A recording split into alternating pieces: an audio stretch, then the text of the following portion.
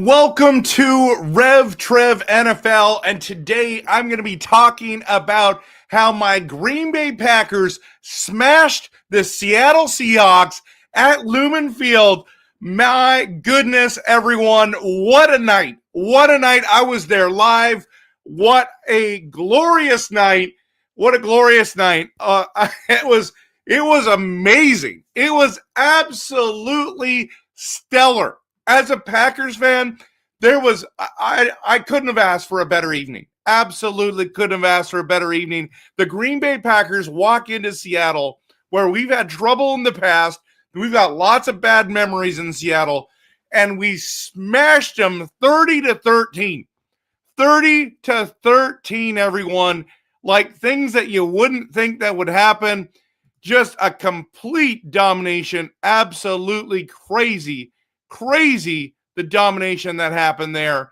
And so it was so much fun to watch. It just really was. It was a blast to go watch. And that night was supposed to be dedicated to the Seattle fans, the 12, the 12th man. And their drone show at halftime was spectacular. One of the best things I've seen. Just so cool. And the fans in Seattle are incredible. I've been to lots of their games, and my goodness, everyone, they look fantastic. They are fantastic. Getting that place buzzing. It's a hard place to play against, everyone. So I don't know when you're going to watch this video, if you're watching it live during the live stream or you're watching this later.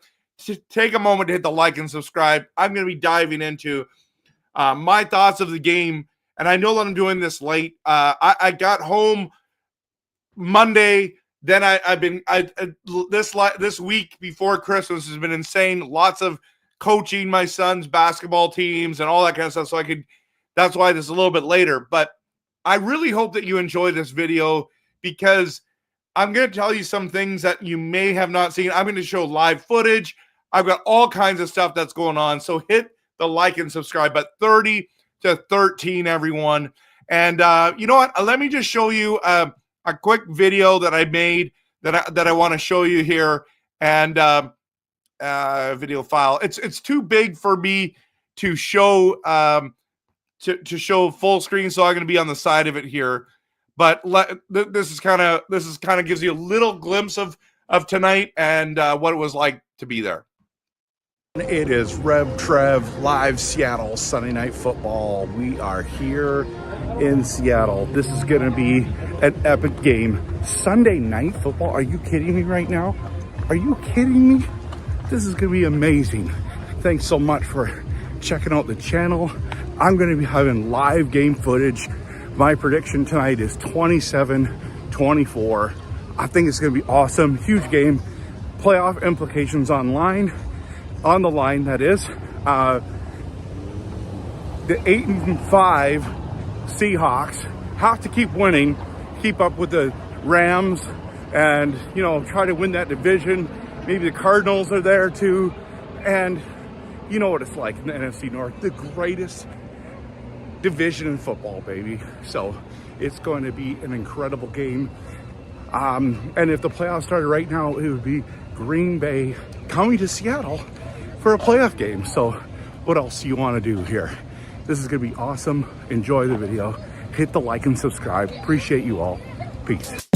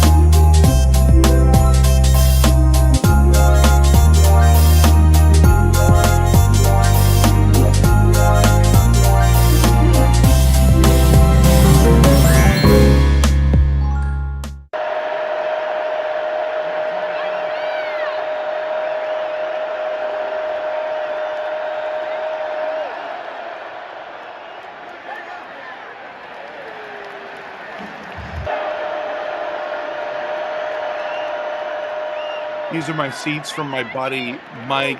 He's row 8 by the tunnel. Look at this stuff right now. Josh Jacobs, they just gave the ball to Josh Jacobs over and over and over on this first drive. It was absolutely amazing. You know, when you're getting 4 or 5 yards of carry, it's incredible. It's absolutely incredible. They had no answer on this first drive to Josh Jacobs.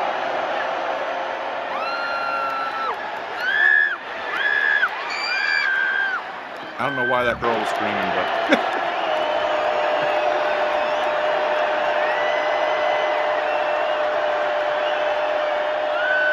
and you're not stopping this. Look at it. He puts his head down, gets underneath. Look at the Packer fans, guys, girls who's watching here. My friend Matt. And this is the second drive. And it's like, oh my goodness, they're just going to give it to Josh Jacobs again. There's Jaden Reed.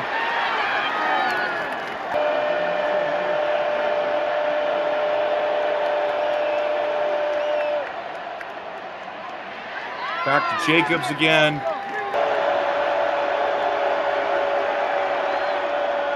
And then this is insane. Caught it like the 6-yard line. No lineman helping him, everyone. Wow. What a touchdown. And then the defense came to play on Sunday, guys. Sunday night in Seattle. Look, they're right there. And Gary gets sacked. 1 of 7 on the day.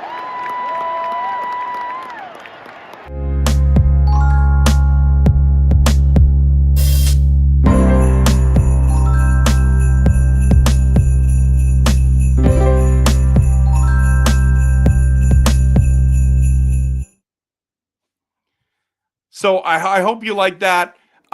Just a little taste of what I'm going to show a bunch more clips here of experiences that I had, but just rewatching that again, it was just really, really neat to see how well the Packers came to play. Like, there was only a couple moments like, oh man, if they score here, they're going to make it close. But I never thought like we're going to lose, you know?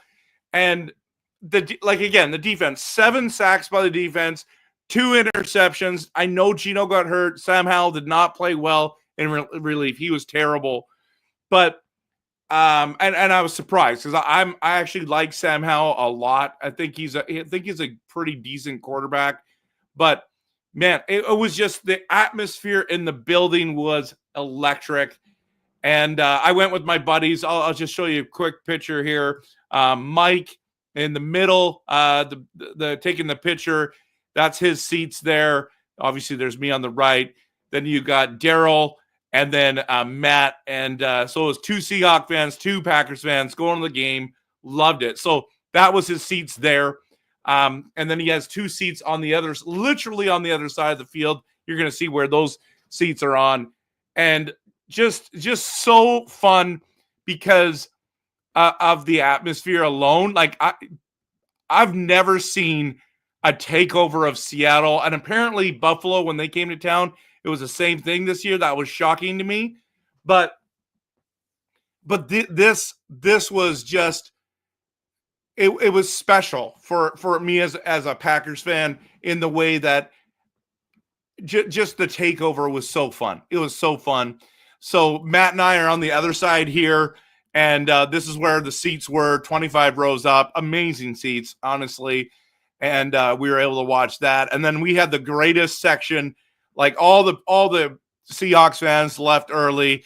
All of us Packer fans were having the time of our lives. This section was fun. I had so much fun with these guys and girls, and we were making each other laugh. We were just having the time of our lives. And so 30-13, it was absolutely incredible. Now let me just get into more parts of the game.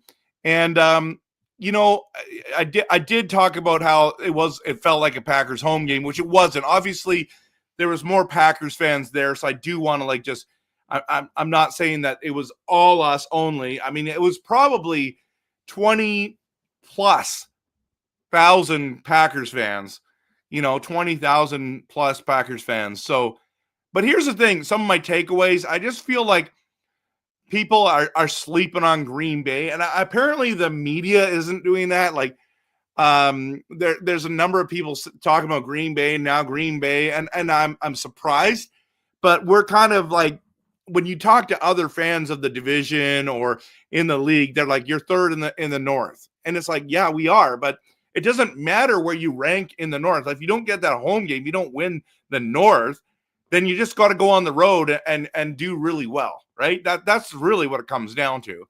So I'm just saying to all the fans out there, I know media's now coming around on us.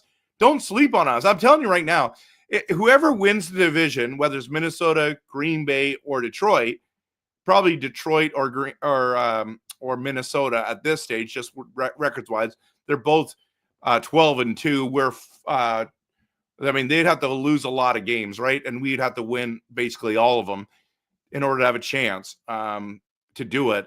But I don't think you should be, if you're a fan out there and you're watching this, don't sleep on us, guys. Don't sleep on us, because I think we all have a shot.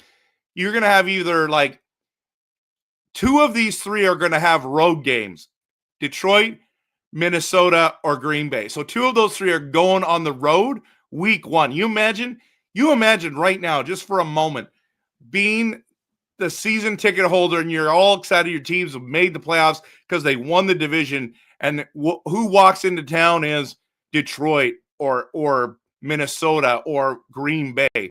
You can't be confident, right? You can't be confident, because at the end of the day, I don't know why you would be confident on that. But can I just give some props to Seattle? Seattle isn't a bad team. They just got smashed by Green Bay. They had a bad day, and I think it's partially because our scheme was amazing. What you saw with Josh Jacobs, the defense alone was unbelievable. We came to play. We had a great scheme, a great game plan. Here's the problem actually, let's just talk about Seattle before we go to the problem. Seattle was on a 4-game winning streak, okay? They were in the last 5 weeks, I heard stat that they were the third best defense in the last 5 weeks. So when we're coming into I'm playing the 12th man, guys, like that's not hard. And that's why that is hard. That's why they kept saying this was surprising that the Packers fans and the faithful showed up, because they usually just get overwhelmed by the 12th man. And when we showed up, it just made it. I think it helped. I mean, obviously it's the guys on the field smashing, but I'm sure it helped. And a lot of people, Matt Fleur talked a lot about it, so that was pretty cool. So they're not a bad team. They've been up and down, but when Gino got hurt, I mean, the game was over after that, right? The game was over after that.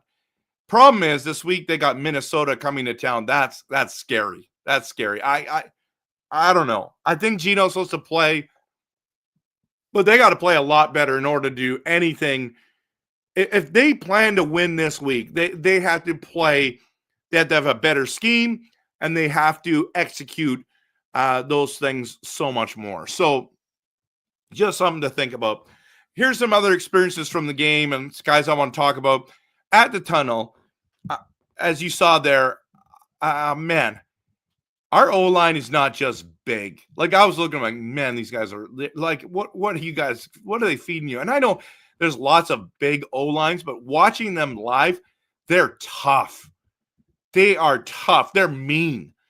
And I think that's why in the division, Minnesota, Detroit, Green Bay, and then Chicago's the one as the weak O-line, and that's why you see the numbers where they're at. I think our O-line is just incredible. I was so impressed. The other one is my boy, Edgerrin Cooper. I'm so glad. You know me, if you watch any of my videos, I've been high on him. I wanted Green Bay to take him in the first round. We got him in a trade back scenario and still got him in the second round, which is wild to me. And he's already won NFC Defensive Player of the Year, and he won it again. He won again. I mean, I think he had 5 tackles. He had an interception. He had a sack. I think he had 2 tackles for loss. I don't know how many pressures he got on the quarterback. I'm not sure. But like NFC player of the week, again, as a rookie, like, is he going to win rookie of the year? Post in the comments if you think he's going to win rookie of the year, or who is better than Edgerrin Cooper. I know he missed a couple games, so maybe that will hurt him. But wow, he came to play, everyone. And I think that defense came to play, but Edgerrin Cooper was the star, and he's a rookie. That's just wild. If you just pause and think about that's wild. Let's talk about Josh Jacobs for a moment. You saw video after video, him just going, 4, 5 yards. Sometimes he gets 8, 10, 11. And you're like, well, he doesn't do the big ones, or he busts out, the Tomlinson ones of back in the day, or Clinton Portis, or, doing the 80-yard rush, or Amon Green. I don't know. He had didn't he have close to 80 to 100 yards, crazy on one play. But what he does and how he punishes teams, if he can stay healthy, man, I just think this is why Jordan Love's numbers are down, because you have an absolutely great running back sitting there, and then you have that tough, mean O-line. They're going to mix it all the time, because he could just break it out and just keep pounding you. And that's one of the secrets to our success. Now, I do want to talk about the ups and downs of Jordan Love. Okay, so watching him live, I've watched Favre live. I've watched Rodgers live twice now, and I watched Jordan Love. And they're very similar in a lot of ways, just like their styles. But one thing that I noticed about Jordan Love that I was surprised at is, he makes some crazy great throws. That catch by Watson on the corner, that pass to Dobbs at the end zone at the end was insane. But that one that you saw of him, and he throws it from the end zone, it's he shouldn't have thrown that. And you didn't see it well. I think you probably saw it on the replay. By the way, people were saying they saw me at the thing. I wanted to wear this to the stadium, but this thing has lights on it, and because of that, there's wires that are running. And then I'm just thinking, so my friends are saying, they're going to stop, so a 20, 30-minute walk to our car. So I didn't wear this, but I wanted to wear it. I wasn't going to turn on the lights. I just thought this was such a cool shirt. And it's really warm, and I knew it was going to be cold there, but I'm right there. He's right in the end zone. He's right in front of me, and he throws that ball, and really that's a pick. But because Tucker Kraft comes up and comes down with the ball, all of a sudden it turns into a great play. But, two defenders, two wide receivers there, and you're just throwing it up. You're getting pressure, and you just chuck it up. That to me is ooh, that decision-making I think has to improve. Also, when he always wants to roll out and throw on the run. Now, sometimes he hits it right on the money, but if he has time, if he just plants and throws, you actually see that he has a good accuracy and that kind of stuff. He throws on the run so much, it's coming natural to him, but there's so many times he throws under people or he throws behind, and it's part of it is because he's not planted. And I'm not a professional coach. I'm not a quarterback coach. I'm just saying, as a fan with the eyeball test, just watching guys like Rodgers, Brady, Peyton Manning, Joe Montana for my life. Patrick Mahomes scrambles a lot and can throw crazy stuff, but most of those guys just plant and throw, and the accuracy is there. So there's some ups, and there were some huge ups. That some of those passes he made were absolutely stellar. Plus, I like that he's got wheels. I thought he was going to score on that one touchdown run, trying to get in the end zone before Jacobs scored. So I love Jordan Love. I've got 2 of his jerseys coming in right now. I've been waiting for them to arrive, and I'm a big fan. But that was some of the downs. I was like, ooh, and he still had a good day. Now, this wide receiver core we've talked a lot about, but especially Watson and Dobbs, they came to play. Now, Christian Watson, I feel like in the last 4 weeks has started to become the Christian Watson that we knew when he first started and making crazy clutch grabs. Like that one he caught against Kansas City. Was it last year? Yeah, it had to have been last year. And two hands in the end zone, outreaches the defensive player. Like there's things like that. He had dropped that last pass. I was thinking, oh man, that would have been great. I don't know if it was a bad throw. I think it was a bad throw by Jordan Love, but his ability to separate, to make some clutch catches. There's a lot going on there, and he's amazing. Now Reed is in the mix for sure, and we got a steal in the draft at Tucker Kraft, like absolutely steal. Now I want to talk about Dobbs in a second, but I don't know. Did I bring the video up for? I don't think I did. Maybe I got the Watson one here. No, I don't have the Watson one here. I got it on all my social medias. If you go on my social media on TikTok and those other ones, and Facebook, X, there's ones where he rolls out just a little bit, and out of the corner of where I was recording, you have Christian Watson like coming and clutch catch, hitting the turf, getting the first down. Like, man, watching Watson was fun, especially when he's there, right? So I was super impressed. But Dobbs, here's the thing about Dobbs, okay? So that touchdown you watched that I showed live was, so he caught it on the 6-yard line, 5-yard line, and then he just powers, and there's like 2 or 3 defenders on him, and he just pushes his way into the end zone. That is absolutely impressive. That is absolutely impressive. In fact, the last touchdown was so clutch. Like, I still to this day, like the way he caught it here, then rolled and stayed in bounds and had possession with that far out was unbelievable. That was on the other side. I was on the one end zone and was in the other end zone, and I was like, no way. Like, it looks like he caught it, but maybe he went out of bounds. And then on the big screen, it's like, wow. And those people that were right there watching that just was like, must have just sitting there going impressed. But here's the thing. I want to show you the one that nobody's going to talk about. He should have had 3 touchdowns. And here's the second one he should have got. But the second one ended up being the long one at the end of the game.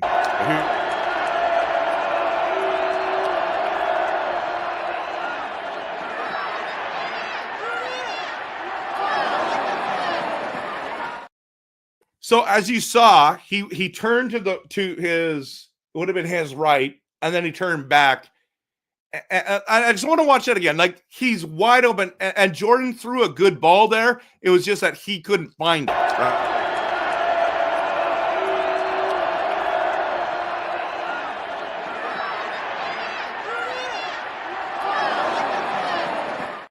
So if he had turned to his left the whole time, it would have been right there. It would have been a 3rd touchdown. That's how amazing he was, guys.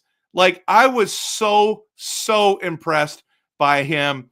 And that was something fun to watch. That was absolutely something fun to watch. But yeah, I just really enjoyed myself at that game. Now, I'll dive into some comments here. Todd says, yeah, completely agree. Jordan dances around way too much, but he's on his tippy toes, or he's like, I don't know if it's tippy toes, but he's like bouncing, right? And sometimes it's good, Todd, and other times it's like, this is not great. This is not great. So, but I mean, that's how he plays. So he's used to it. There's throws he makes that I just can't deny. I mean, he was unbelievable, absolutely unbelievable. Fun to watch. I mean, it's gonna be ups and downs with him, right? Now let's get to the last couple things here, as we die down. But the Packers are now 10-4.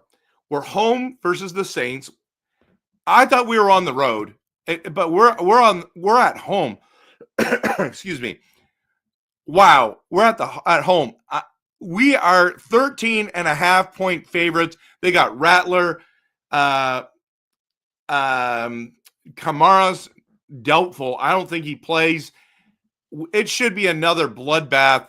So that's another win. We can't take anyone for granted, right? So if we go 11-4 and then we play at the Vikings, maybe we get a steal there. I mean, we were right there with them at the end, but we'll see. We'll see.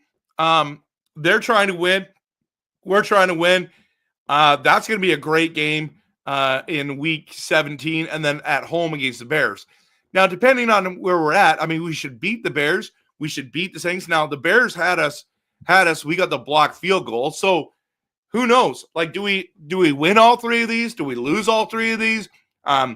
Do we win one of the one out of the three, two out of the three? Like, what's going to happen? I'm confident they're going to win Monday Night Football, everyone. It's going to be fantastic. It really is. It's going to be fantastic.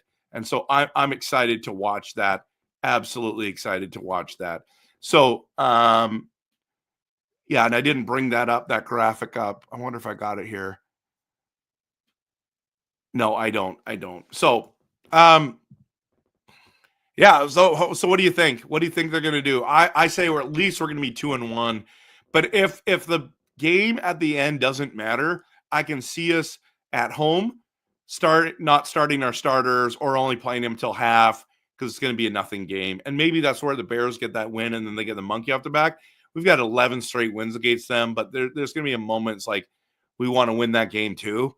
So it'd be interesting. It's going to be very, very interesting how the rest of the season plays out. But man, I had a blast with my buddies here, guys. I had an absolute blast with my buddies, and it was so much fun to go with these guys. So, I mean, Matt and I had a blast at the game, but let me just show you this last video, and I want to go and save video file. I'm going to get a different one. Let me show you this one. This is at the end of the game. Hope you enjoy it. 30-13, just like I predicted. Okay, maybe not. That was another win. Hey, everyone keeps sleeping on us Packers because we're coming, baby. We're winning things. W's matter. We got 10 victories, Matt. Woo! We got 10 victories. Let's go. We're going to playoffs back-to-back years. You can't handle Josh Jacobs. So, I know Jordan had a little bit of a rough time, but Hey, Romeo Dobbs, 2 great catches in the end zone.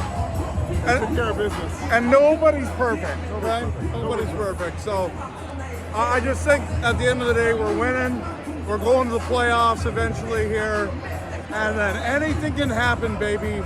Last year, we destroyed the Cowboys in week 1. So I'm just saying, don't keep sleeping on us. We do crazy stuff. The year of the pack. Here we go, boys. Back to back. Let's get her done. Back to back. Hit the like and subscribe, people. Let's go. Go, Pack, go. So, as you can see there, I'm pretty pumped. And I mean, I was high-fiving, fist pumping all the fans, talking about congratulations on the win. I was just talking to everyone as we walked down the street, 30 minutes away. I'm talking to every Packers fan. I was having a blast. So I hope that you enjoyed this tonight and us and just a little bit of my experience. And then, you know me, I've been trolling the Detroit Lions a little bit. I mean, them losing to the Bills, not surprising. They've had a lot of injuries. Actually, I think the Bills have a bunch of injuries as well. So on defense, that is. So it's interesting. That was a crazy shootout. And then what I'm finding is Lions fans are so sensitive. Anytime you say anything to them, they're like, but we're 12-2 and blah, blah. And then what they say is like, oh, you only talk about the past. It's because we have a past. Your past, Detroit Lions fans, your past is 0-16. 2 legends in Barry Sanders and Calvin Johnson that literally retired too early. You guys are the fans that put the bags over your head. That this team was a disgrace, all that kind of stuff. And you're telling me, oh, you only talk about the past because you can't talk about the past. The reason why you can't talk about the past is because your past is awful.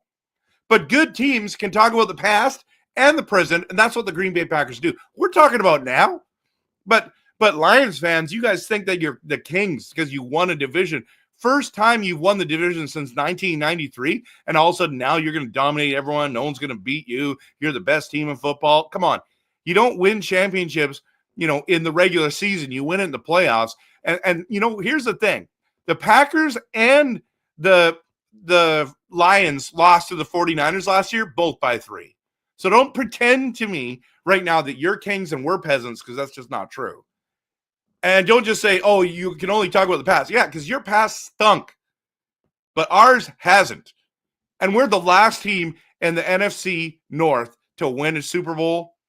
And it's just fun to reign the NFC North. Like we are the actual reigning champs. Like we are the best team in those 4 teams division history. Like fact, 4 Super Bowls, 17 NFC championship games, or championship titles, and NFC North championship titles.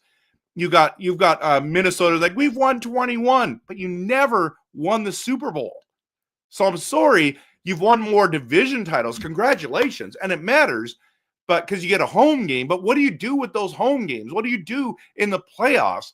And that's where we're better.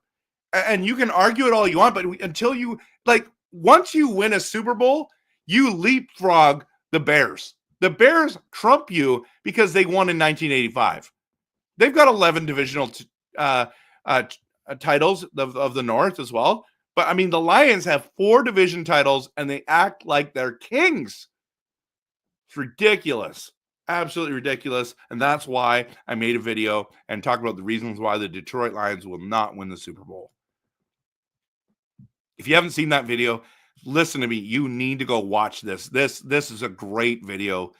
It's fantastic. Lions fans are so sensitive nowadays. Anyways, thank you so much for being here. I so appreciate you. If you've watched all the way to the end, you're amazing. You're amazing. Looking forward to Monday night at home against the Saints. 13.5 point favorites. I think we win by 20 at least. I'm sorry, but and I'm not trying to be arrogant, but come on. Unless they all are like, we're playing against the Packers, they get up because they're playing against the Packers, they're playing against Monday Night Football. They want to show their family how they're doing it. I just don't see it. So have a great day. And of course, always, we cheer on this team. Hit the like and subscribe. Go Pack, go.